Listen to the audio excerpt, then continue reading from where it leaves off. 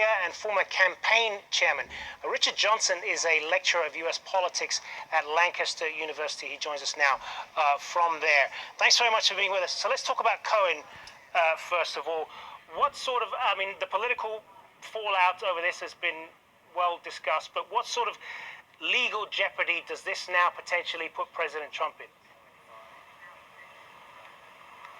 Well, this is very serious. If Donald Trump had lost the presidential election, he almost certainly now would be facing indictment himself. But because there's a well-established precedent that the US president doesn't face criminal indictment while he's in office, Donald Trump isn't going to be hauled before the court.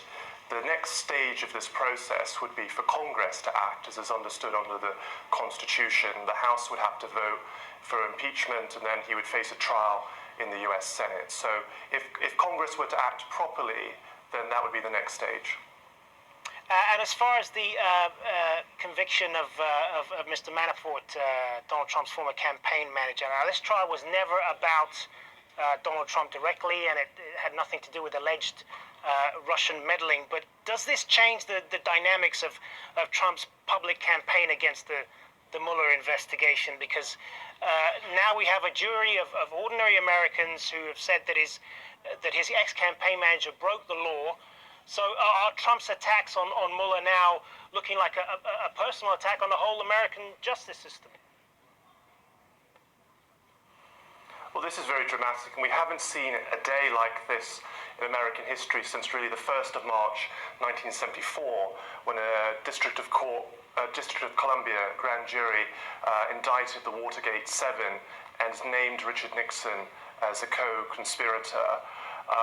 Nixon's own campaign manager went to prison as a result of those actions, and now it looks like Donald Trump's campaign manager will face the same threat.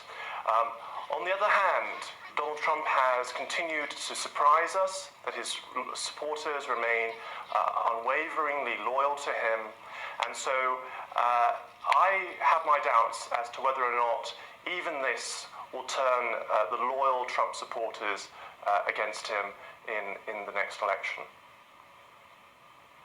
All right, good to speak with you. Richard Johnson joining us there from Lancaster.